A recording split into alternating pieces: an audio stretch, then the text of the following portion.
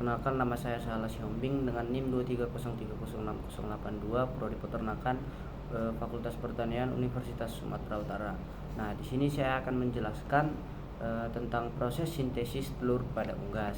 Nah, yang pertama itu ada yolk atau kuning telur. Nah, proses sintesis yolk ini dimulai dari kelenjar hipofisis atau pituitari yang terletak di bawah otak. Kelenjar ini melepaskan hormon gonadotropin yang berperan dalam merangsang folikel ovarium. Meskipun hormon ini tidak langsung menembus lapisan folikel, ia memicu pelepasan hormon steroid. Nah, khususnya ya estrogen.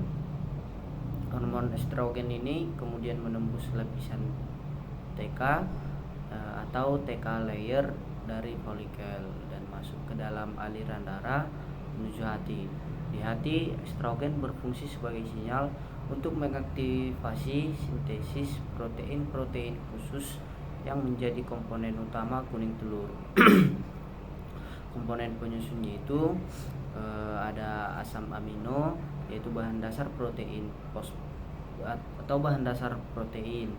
Yang kedua itu ada fosfor dan kalsium untuk stabilitas dan fungsi struktural. Nah, yang ketiga itu ada lipid atau lemak, yaitu untuk energi dan struktur membran. Dua protein utama yang disintesis di hati yaitu beta atau lipoprotein, vitellogenin. Keduanya disalurkan melalui darah dan akan melewati dua lapisan utama folikel. Nah, lapisan TK atau TK layer dan lapisan granulosal atau granulosa layer. Setelah menembus lapisan tersebut, protein-protein ini akan masuk ke dalam yolk granules atau butiran kuning telur yang sedang berkembang.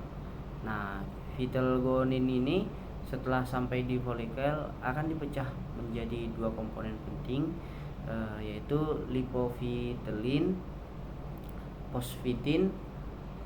Nah, keduanya ini akan disimpan dalam yolk granules untuk membentuk kuning telur yang matang. Nah, yang kedua itu ada sintesis albumen atau putih telur. Nah, sintesis albumen ini juga dipengaruhi oleh hormon estrogen. Estrogen ini bersifat larut lemak sehingga mampu menembus membran sel. Setelah masuk ke dalam sel target, estrogen akan diikat oleh reseptor estrogen, yaitu kompleks 4S, yang kemudian diaktifkan menjadi kompleks 5S.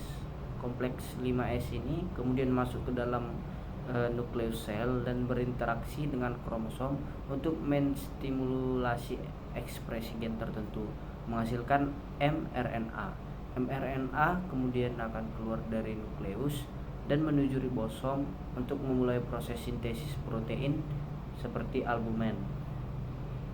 Protein-protein utama yang disintesis di sini itu ada ovalbumin, ovotransferin, ovomucoid, lizosimi.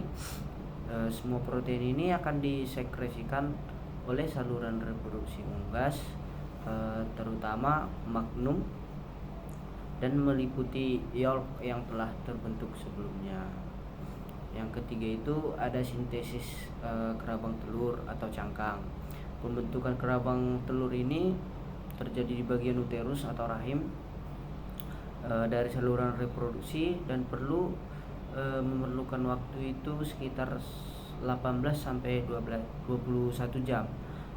Dua komponen utama dalam pembentukan kerabang adalah ion kalsium atau biasa disebut Ca2+, berasal dari plasma darah.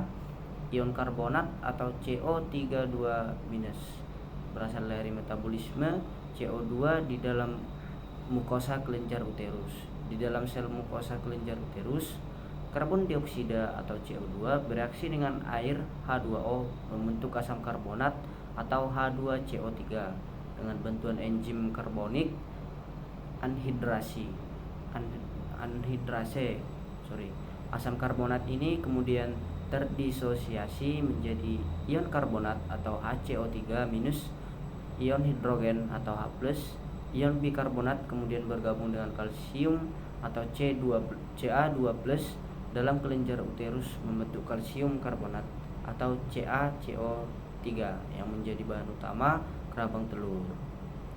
Setelah seluruh proses ini selesai, maka terbentuklah telur yang utuh dari kuning telur, putih telur, dan kerabang yang melindunginya.